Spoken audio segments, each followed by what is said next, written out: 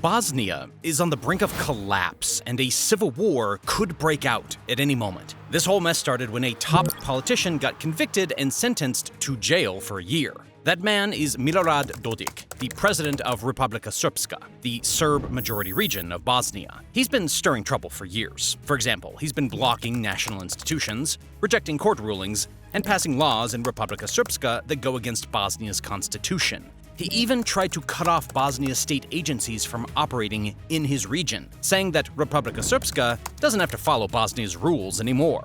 That's a huge problem, because Bosnia's constitution doesn't allow any region to just declare itself independent. But Dodik didn't care. Even in 2023, he pushed through a law that basically erased the authority of Bosnia's state courts and the International High Representative. That's when the international community stepped in, with the High Representative canceling his laws and Bosnia's state court ordering him to comply. Instead of backing down, Dodik signed the laws again, telling Bosnia's government to get lost. That's what got him into legal trouble. Bosnia's state prosecutor charged him with undermining the constitutional order, and now he's been hit with a 1-year prison sentence and a 6-year ban from office. Instead of backing down, he's going all in, defying the court, rallying his supporters, and openly pushing for Republika Srpska to break away from Bosnia. And that's where things get dangerous.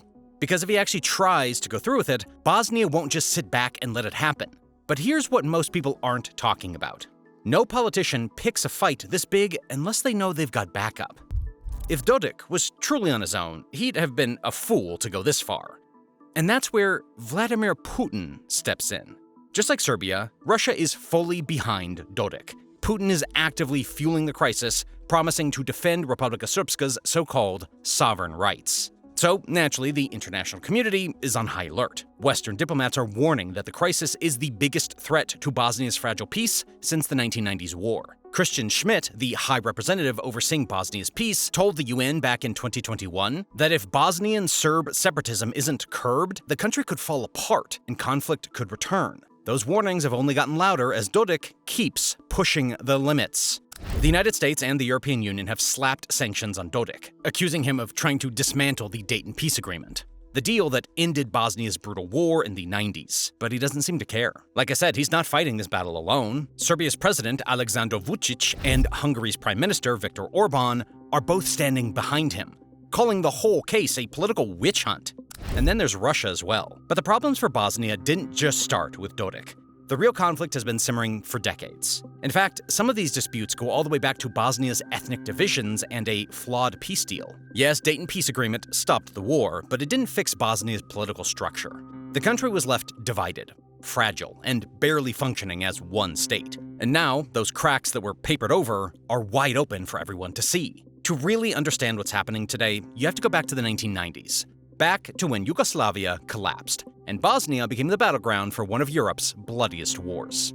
Yugoslavia used to be a multi-ethnic federation made up of several republics, including Bosnia and Herzegovina. But after the Cold War ended, the whole thing just started falling apart. In 1991, Slovenia and Croatia declared independence, setting off a chain reaction of conflicts.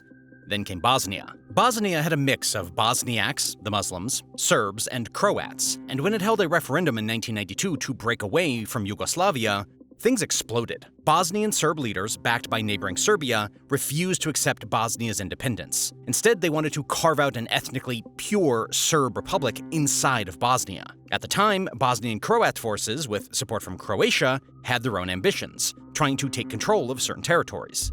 Caught in the middle were the Bosniaks, who were just trying to hold together Bosnia, or at least defend their own communities. What followed was the deadliest conflict in Europe since World War II. From 1982 to 1995, Bosnia was torn apart by war, ethnic cleansing, and massacres. Serb forces led by Radovan Karadzic and General Ratko Mladic laid siege to the capital, Sarajevo, for nearly 4 years, bombarding civilians and sniping at anyone who dared to step outside. Entire towns were wiped out, and the world watched in horror as images surfaced from the Serb-run concentration camps like Omarska. But the worst atrocity came in July 1995, when Bosnian Serb troops stormed the UN safe area of Srebrenica and systematically murdered around 8,000 Bosniak men and boys, a massacre that would later be recognized as a genocide. Meanwhile, the Bosniaks and the Croats also turned against each other, breaking into open warfare in 1993, particularly in Herzegovina.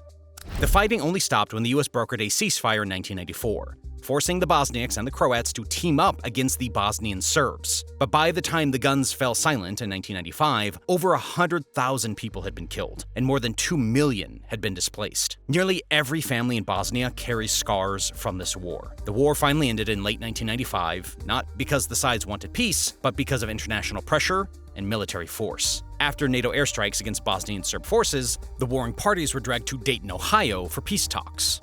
The result was the Dayton Peace Agreement, signed in December of 1995. It stopped the war, but it also locked Bosnia into a deeply complicated political system. Under Dayton, Bosnia remained one country, but it was internally split into two separate entities. One was the Republika Srpska, the Serb-controlled region, covering 49% of the country, and the other is the Federation of Bosnia and Herzegovina, a Bosniak-Croat shared territory, covering the remaining 51%. On paper, Sarajevo remained the undivided capital, but in reality, power was heavily decentralized. Each entity got to govern itself with its own laws, police, and political structure. Bosnia's national government, based in Sarajevo, was weak by design, barely holding the country together. And then there was the tripartite presidency, a bizarre system where Bosnia had 3 presidents, one Bosniak, one Serb, and one Croat, each taking turns leading the country. The constitution itself wasn't even written by Bosnians. It was literally an annex of the Dayton Peace Agreement. Bosnia, in many ways, was a peace deal first and a country second. To keep everything from falling apart, Dayton also created the position of High Representative, an international office with sweeping powers to enforce the peace. Backed by major world powers, this person could impose laws, fire politicians, and block any moves that threatened Bosnia's stability. In short, Bosnia wasn't just ruled by its own leaders. It had a foreign overseer, making sure that war didn't break out again. And just in case anyone tried to start another war, NATO deployed tens of thousands of troops to keep the peace. Over time, this force was replaced by an EU-led peacekeeping mission, but foreign troops never really fully left Bosnia. In the years after the war, Bosnia tried to rebuild itself under heavy international supervision. Refugees and displaced families started returning to homes now controlled by other ethnic groups, something that tested nerves on all sides. At the same time, the Office of High Representative, the OHR, was actively reshaping Bosnia's political system. High representatives had sweeping authority, and they did not hesitate to use it. Throughout the late 1900s and early 2000s, they removed politicians deemed obstructionist and forced through reforms meant to unify Bosnia as a state. A single national currency was introduced, and in 2001 through 2002, Bosnia's once separate ethnic armies were merged into one single national military. They had one simple goal: to strengthen central institutions and prepare Bosnia for eventual integration into the EU and NATO. On paper, this seemed like progress, but underneath, the deep ethnic grievances from the war had never really gone away. Bosnian Serb leaders accepted the Dayton Agreement mainly because it gave them Republika Srpska, RS, as an autonomous entity. To them, Dayton confirmed RS's equal standing with the central government, and it made it clear that any attempt to give more power to Sarajevo would be treated as a direct attack on Serb rights. For Bosniaks, it was the opposite. They had always seen Dayton as a temporary fix, a necessary compromise just to stop the war, but not a permanent solution. Their hope was that, over time, Bosnia would reintegrate into a stronger, more centralized state. For many Bosniaks, the very existence of the Republika Srpska was a painful reminder of ethnic cleansing, a part of Bosnia that, in their eyes, never should have been allowed to exist as a separate entity. With one side pushing for more centralization and the other fighting to preserve autonomy, Bosnia's government quickly became a bureaucratic nightmare. The country is still often called the world's most complex democracy, with layer upon layer of ethnic-based institutions that make passing even the simplest laws a struggle. By the mid-2000s, the international community faced a dilemma. Either they kept running Bosnia from above, or start handing over real power to local politicians. In 2006, there was a serious push to reform Bosnia's constitution, the so-called April Package, which aimed to make the central government more effective. The proposal actually had broad support for Bosniaks, Croats, and even moderate Serbs, but it fell apart in parliament by just a few votes. And that failure changed everything. When the April Package failed, it really fired up the hardliners in Republika Srpska, especially Milorad Dodik. Up until then, Dodik had been seen as a moderate. In fact, when he first took power in RS in 1998, he had Western support because he wasn't as extreme as the wartime Serb leaders. But by the mid-2000s, he had completely transformed into the loudest voice of Serb nationalism in Bosnia. Since 2006, Dodik and his SNSD party have dominated Republika Srpska's politics, and he has used every opportunity to weaken Bosnia's central institutions. His message has always been clear, that if Bosnia doesn't respect Republika Srpska's autonomy, RS will just leave altogether. Over the years, he has repeatedly threatened to hold an independence referendum, calling Bosnia an artificial creation, and openly suggesting that RS's real future is with Serbia, not Bosnia. One of the first major flashpoints came in 2016, when Republika Srpska held a national holiday referendum. The holiday in question was January 9th, the date in 1992 when Bosnian Serbs declared their breakaway republic, setting the stage for the war. Bosnia's constitutional court ruled that celebrating this day as an official holiday was unconstitutional, basically saying it was offensive to non-Serbs. Dodik held a referendum anyway. 99.8% of Serbs who voted chose to keep celebrating the holiday, in direct defiance of the court's ruling. This was a major challenge to Bosnia's legal system, and it got strong reactions. The EU and the United States condemned it. Even Serbia's leadership at the time distanced itself from the move, but Russia stood by Dodik. That referendum wasn't about the holiday. It was a test. Dodik wanted to see how far he could go in ignoring Bosnia's institutions, and he learned an important lesson, that international backlash was weak, and nobody stopped him. From that moment, he started to push even harder. By the late 2010s, Dodik had turned obstructionism into an art form. Instead of pushing for outright independence, he started slowly chipping away at Bosnia's unity by blocking state-level decisions. In 2017 and 2018, he threatened to pull RS representatives out of Bosnia's armed forces and form an RS army in response to legal disputes over military property. In 2019, after a court ruling transferred public land from RS to the central government, Dodik again threatened to withdraw RS from all state institutions. His strategy was clear. Whenever Bosnia's courts or international bodies made a ruling he didn't like, he would threaten to take Republika Srpska out of the system entirely. While these crises were always resolved through negotiations, Dodik kept pushing the limits, and each time he got away with it. Among Bosnian Serbs, he cemented his image as the ultimate defender of RS. But for Bosniaks and Western officials, he became the biggest destabilizing force in Bosnia, someone who kept dragging the country closer to collapse. While Dodik made headline after headline, Bosnia's other political problems kept mounting. The Bosniak, Bosnian Muslims, community is the largest ethnic group in Bosnia, and the one most supported of a united, multi-ethnic country. But internal politics among Bosniaks have been a mess. For decades, the SDA, the main Bosniak party, has always been at odds with both Serb and Croat leaders over how Bosnia should function. Unlike Serbs and Croats, Bosniaks don't have a neighboring country to back them, so they've always relied on international support, like the OHR, the EU, NATO, and the US, to keep Bosnia together. But this reliance also bred frustration. Western officials often turned a blind eye to Dodik's provocations, and Bosniak leaders felt like they were constantly fighting alone to defend Bosnia's unity. Meanwhile, ordinary people were growing disillusioned with all of Bosnia's politicians as corruption, economic stagnation, and mass emigration of young people worsened every year. Similarly, even the Bosnian Croats, the smallest of the three main ethnic groups, have had their own frustrations. They mostly live in the Federation, sharing cantons with Bosniaks, and many feel like they lack any real political power. One major issue has been the Bosnian presidential elections.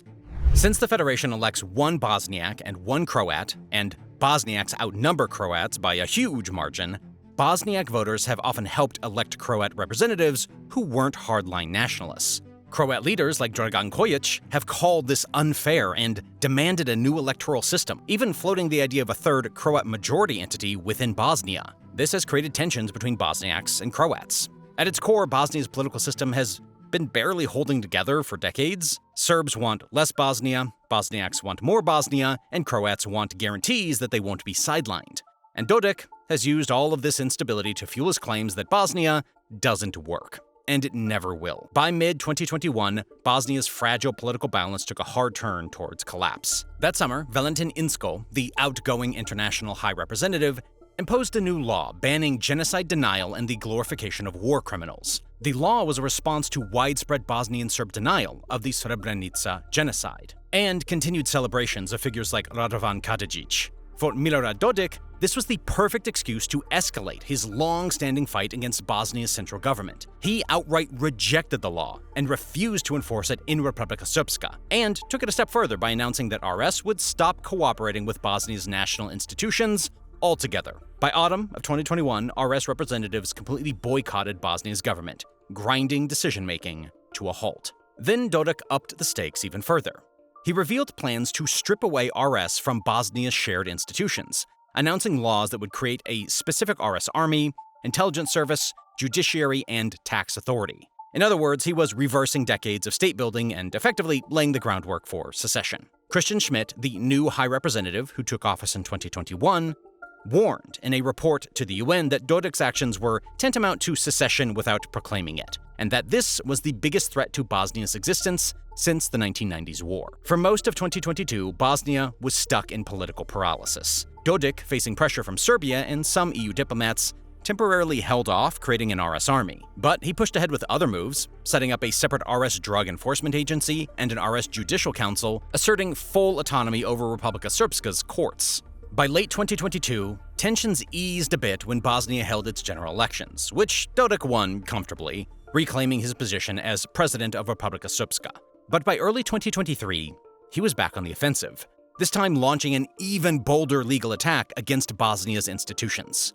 The tipping point came in May of 2023, when Republika Srpska's parliament passed new laws that outright rejected the authority of Bosnia's constitutional court and the High Representative. This meant that no decision made in Sarajevo would be recognized in RS territory. This was a blatant violation of the Dayton Peace Agreement, which explicitly states that the rulings of Bosnia's constitutional court are binding across the entire country. This was a direct challenge to the international community, and High Representative Schmidt was forced to respond. So, in July of 2023, he invoked his Bonn powers, the sweeping legal authority granted to his office, and annulled the RS laws, effectively declaring them invalid. Not only that, but he also made it a crime to ignore the High Representative's decisions, adding a 5-year prison sentence for any official who refused to comply. This was a legal line in the sand, and Dodik stepped right over it. On July 7, 2023, Dodik re-signed the nullified RS laws, publishing them in the official RS Gazette, and publicly defied Schmidt's authority. That was the final straw. Bosnia's state prosecutor filed criminal charges against Dodik in August of 2023, accusing him of undermining the country's constitutional order. Suddenly, what had been a political crisis turned into a legal war between Bosnia and Dodik himself. Dodik turned his trial into a political weapon. He portrayed himself as a martyr for the Serb people, claiming the charges were a plot by Bosniak politicians and foreign occupiers to destroy Republika Srpska. His government and media went all in on this narrative. He held mass rallies urging Serbs to reject Sarajevo's rule. But it's also important to keep in mind that not all Serbs backed him. Even within RS, opposition leaders saw Dodik's move as reckless. The Serb opposition SDS party called out Dodik's tactics as self-serving, arguing that he was dragging Republika Srpska into a crisis just to save his own political career. Some of Dodik's own allies were privately worried about the economic fallout, as RS faced rising debt and investor uncertainty. Still, Dodik pressed forward, knowing that his political survival depended on keeping the fight alive. By February of 2025, the trial reached its explosive conclusion. The Bosnian state court found Dodik guilty. He was sentenced to 1 year in prison and banned from office for 6 years. This was huge, because until now, no top RS leader had ever been convicted for defying Bosnia's constitutional order. Dodik, of course, refused to acknowledge the ruling. Neither he nor his lawyers even showed up for the sentencing. Instead, he staged a massive rally in Banja Luka, Republika Srpska's capital, where he declared that Bosnia, as a state, was dead to him. Things escalated even further when Republika Srpska's institutions rushed to protect Dodik from the verdict. The RS parliament, now completely dominated by Dodik's allies, passed a law declaring the state's court ruling null and void inside of Republika Srpska. The RS president, Dodik himself, despite the ruling, signed it into law on March 5th, 2025. RS police and local authorities flat out refused to enforce any arrest. An RS police chief even said they could not receive such orders, leaving the matter to Bosnia's national police, who have little presence in RS. At this point, Dodik was openly daring Sarajevo to try and remove him by force, something that could trigger an armed confrontation between Bosnian state police, backed by international forces, and RS security forces, loyal to Dodik. On March 12, 2025, Bosnia state prosecutor took the step by issuing a formal arrest warrant for Dodik and his top associates after they ignored court summons. But Dodik, he just laughed it off. In an interview, he even said, "We will not respond. If they think the solution is to see Dodik in handcuffs, that does not mean they can do it." Tellingly, that same day, Republika Srpska's assembly discussed a provocative draft RS constitution, one that would legally redefine RS as a sovereign state of the Serb people, with its own army and full right to self-determination. It wasn't adopted yet, but just floating the idea sent shockwaves through Sarajevo, the EU, and beyond. If passed, it would be the closest thing to an outright declaration of independence. And just like that, Bosnia was once again standing on the edge of collapse. The world's reaction to Bosnia's crisis has been a weird mix of diplomatic warnings, sanctions, and condemnations. In simple terms, there's no unified approach. On one side, the United States and the European Union have consistently denounced Dodik's secessionist agenda, calling his actions a direct threat to the Dayton Peace Agreement and Bosnia's stability. Western officials stress the rule of law must be upheld, and no one, no matter how powerful, can override Bosnia's institutions. The US and the UK have already sanctioned Dodik before his 2025 conviction. After the verdict, Washington and Brussels praised the ruling, indirectly urging Republika Srpska's authorities to respect it. But then again, Dodik doesn't care. Because Western sanctions mainly target his foreign assets and travel, so far, they haven't hit Republika Srpska's economy hard enough to force a changing course. That's why Dodik has doubled down, betting that the West lacks either the leverage or the resolve to stop him. And to a degree, he's been proven right, especially when it comes to the European Union's internal divisions. While many EU member states want tougher action against Dodik, their efforts keep getting blocked from within. Hungary and Croatia, two EU nations with their own political agendas, have emerged as Dodik's biggest defenders in Brussels. Hungary's Prime Minister Viktor Orban, a close ally of Moscow, has actively blocked stronger EU measures against Dodik. He calls the Bosnian court case a political attack on a democratically elected leader. Croatia's president, Zoran Milanovic, has also defended Dodik, arguing that the international high representative has too much power, and dismissing Bosnia's political structure as a foreign-imposed system. This has infuriated Bosnia's Bosniak and pro-Bosnia politicians, who see Hungary and Croatia's stance as undermining Bosnia's unity. But there's little they can do. Any EU-wide sanctions require unanimity, and Budapest, with Zagreb's tacit backing, has repeatedly vetoed them. This means that Europe's only real tools are cutting financial aid and issuing statements, neither of which have stopped Dodik so far. On the other side, Dodik's biggest backers, Russia and Serbia, have been far more consistent in their support. For Putin, Bosnia is just another front to create new problems for the West. So to him, backing Bosnian Serb nationalism serves two key purposes. One, it disrupts NATO and EU expansion in the Balkans, so the region remains unstable and divided. Two, it gives Russia leverage over Bosnia's peacekeeping forces, which are under an EU-led mandate at the UN Security Council. That's why Russia wasted no time condemning Dodik's conviction. The Russian Foreign Ministry called the verdict fabricated and accused the West of trying to remove a legally elected leader. Moscow even got the UN Security Council to hold informal discussions on Bosnia in early 2025. Dodik, in return, has openly aligned himself with Russia. He meets regularly with Vladimir Putin, praises Moscow's support, and, most provocatively, has called on Russia to veto the renewal of the EU peacekeeping mission in Bosnia. For now, Russia hasn't gone that far, but just the threat alone sends a clear message that if Dodik needs protection, Moscow is watching. Now, Serbia is involved too, but its role is a bit more complicated. Republika Srpska was originally meant to unite with Serbia. That was the Serb nationalist goal during the 1990s war. But today, Serbia is in a tricky position. Officially, Serbian President Aleksandar Vučić supports Bosnia's borders. He has to, because Serbia signed the Dayton Agreement in 1995. But at home, Dodik is very popular among Serbian nationalists, so Vučić can't ignore him either. When Dodik was convicted, Vučić called it an attack on all Serbs, yet at the same time, he urged everyone in Bosnia to avoid conflict. His message was mixed on purpose. Serbia wants to look like it supports Dodik without fully endorsing RS's secession, because a Republika Srpska breakaway could be a nightmare for Serbia too. If RS tries to declare independence, it could reignite the Kosovo issue, forcing Serbia into a conflict it doesn't want. If Serbia fully backs Dodik, it risks heavy Western sanctions, wrecking its EU membership aspirations. So Vučić's strategy has been to show solidarity with Dodik, but never promise outright support for RS secession. It's a tightrope act, and for now, he's keeping Serbia out of the direct fight. Right now, this crisis has created clear dividing lines. Dodik, backed by Russia, Hungary, and his allies in Republika Srpska, is pushing the limits of Bosnia's fragile system. The Bosnian state, with the US, NATO, and most of the EU behind it, is trying to uphold the Dayton Agreement and keep Bosnia intact. Serbia is trying to not get dragged in, and the EU is split, with Hungary and Croatia blocking stronger action. So right now, all of them are at a dangerous stalemate, where both sides think they can outlast the other. Dodik is betting that the West is too distracted with Ukraine, internal politics, and other crises to take serious actions against him. Meanwhile, Western officials are hoping that economic pressure and the fear of isolation will eventually make Dodik back down. And this all brings us back to the unthinkable question. Could Bosnia slide back into armed conflict? For many Bosnians, the idea is nightmarish. The wounds of the 1990s war are still fresh, and most ordinary people want nothing to do with another round of bloodshed. A common phrase heard across all communities is, "Nobody sane will pick up a gun again."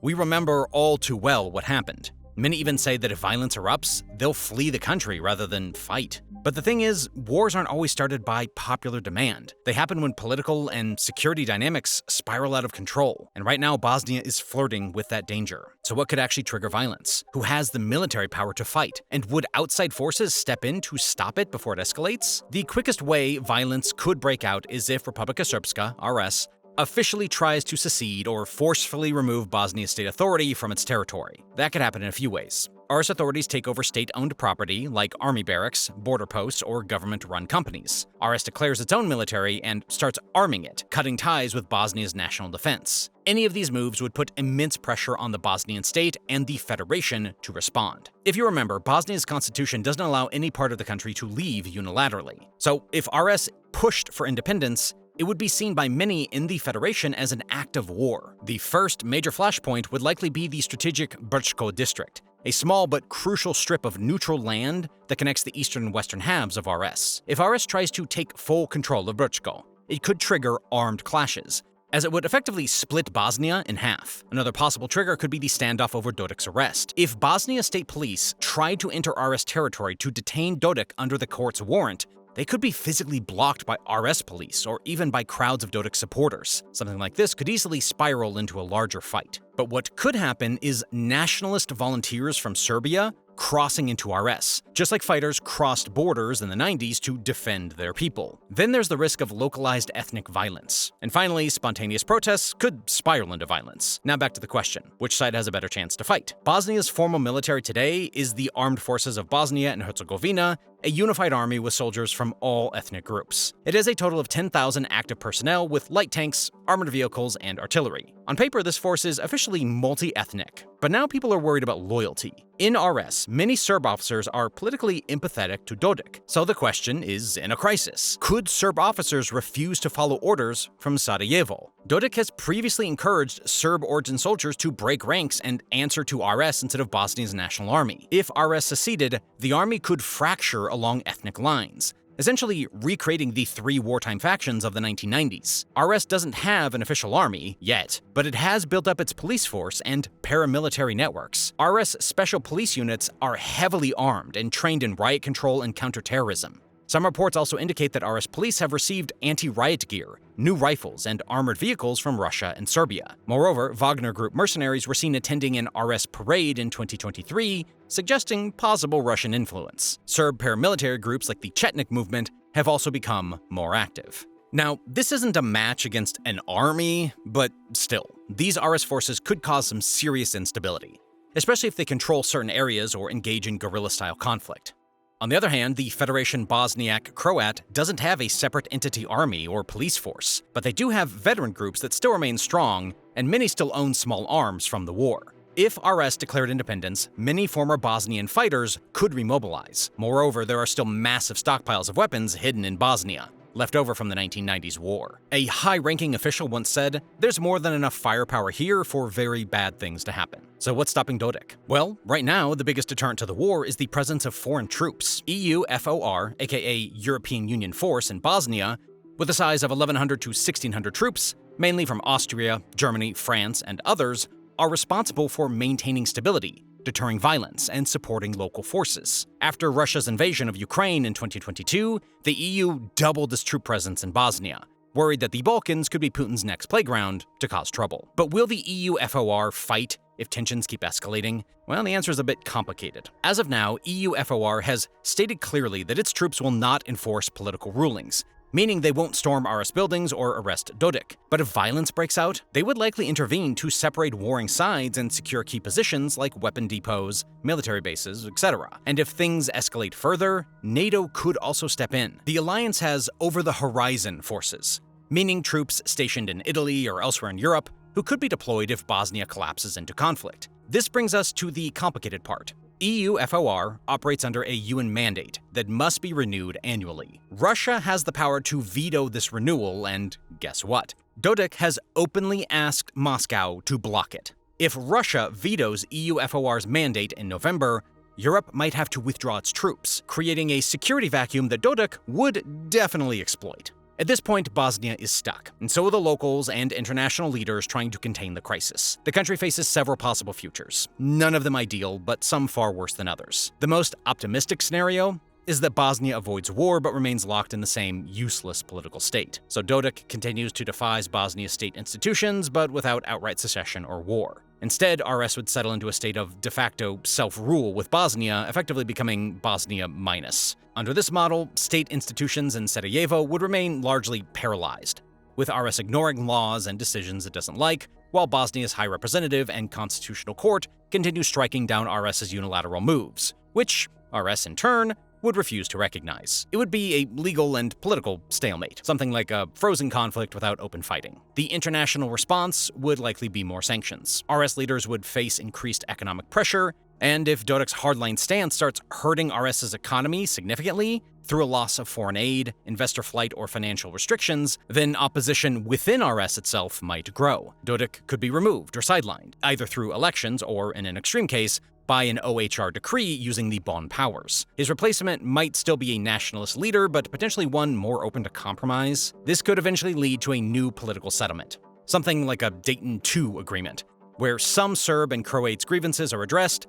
but Bosnia's sovereignty remains intact. There might be reforms to the Constitutional Court, such as removing foreign judges, a long-standing Serb demand, or adjustments to election laws to appease Croat concerns. In exchange, RS would drop its secessionist push. The EU would still dangle the possibility of membership, though Bosnia's actual progress towards joining the EU would remain painfully slow due to continued political dysfunction. Bosnia might keep its EU candidate status, which it received in 2022, but as long as these internal conflicts persist, real integration would remain out of reach. This muddling through scenario means Bosnia avoids war, but remains deeply fractured. A country surviving but not thriving. In a more aggressive Western intervention scenario, the current crisis forces the US and EU to take bolder action. Instead of merely reacting, Western powers might decide to actively push Bosnia onto a more stable course. This could mean coordinated sanctions that directly hit RS's economy, cutting off business ties and foreign investments, making it economically unsustainable for RS to continue its defiance. The EU might finally overcome internal divisions and agree to condition all financial aid on rolling back RS's secessionist moves. If Dodik still refuses to back down, the High Representative could invoke his bond powers to remove him from office, barring him from politics, something that was done to lesser officials in the past. This would be a drastic step, but with strong international backing and a security presence, the risk of major unrest could be contained. Serbia's role would be crucial here. If Belgrade quietly accepted Dodik's removal, perhaps in exchange for guarantees that RS's autonomy would still be respected, it could deflate much of the resistance inside RS. Serbia might choose to prioritize its own EU ambitions rather than sacrificing everything to back Dodik's defiance. With or without Dodik, Bosnia's leadership could then engage in serious negotiations for a new political deal. RS's autonomy could be reaffirmed within Bosnia, but a new agreement could prevent constant state paralysis. At the same time, Croat concerns about election rules might be addressed,